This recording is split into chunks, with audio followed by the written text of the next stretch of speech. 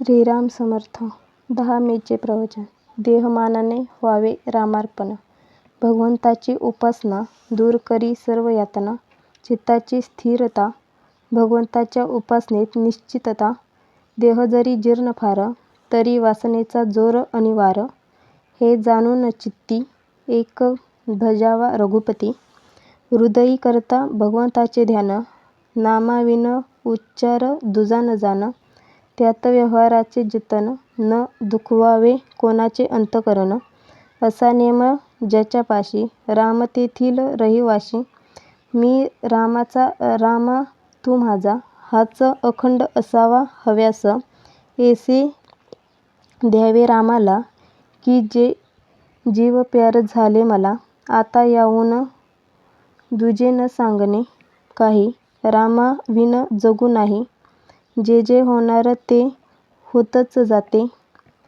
ते भगवंताच्या इच्छेने घडते. ऐसे आणणे मना, याचे नाव उपासना. अखंड रामसेवा ज्याला लाभली, धन्य धन्य त्याची मावली. स्वार्थरहित रामसेवा, याहून लाभ दुजा न जीव. राम ठेवा मनी, तो ध्यात जावा मानस पूजनी. वाचेने भगवंताचे नाव, कायेने भगवंताची सेवा.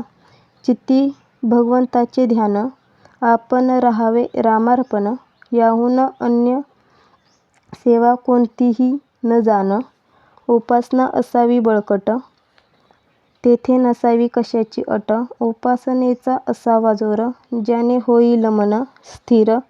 आपले जीवन ज्याचे हाती, त्याची नेहमी ठेवावी संगती.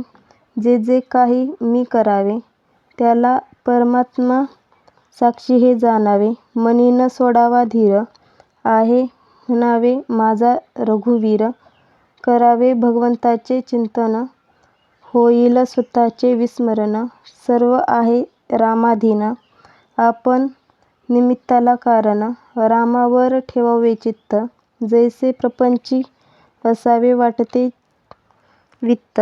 उपासनेचे नर, त्यांनी रहावे खबरदार. आजवर केली भगवंताची उपासना, पुढे त्यात न येऊ द्यावा उणेपणा. सर्वांचे ऐकावे परी, उपासनेपासून दूर न व्हावे. राम माझा देता घेता, राम माझ्या भोवता. रामाविन जगी दुजे, न ठेवावे आनिक परते. एक सद्गुरु आज्ञा प्रमाण, हीच रामसेवा जाण. थोर थोर ऋषीमुनी, यती संत साधू यांनी, एकच केले खास. रामा वाचून न राहू दिले जीवास. ठेवावा रामावर पूर्ण विश्वास. न करावे उपास तापास, उपासनेत रहावे आपण. हेच रामाचे सान्निध्य जाण. स्वार्थरहित सेवा, तीच पावे देवाधिदेव.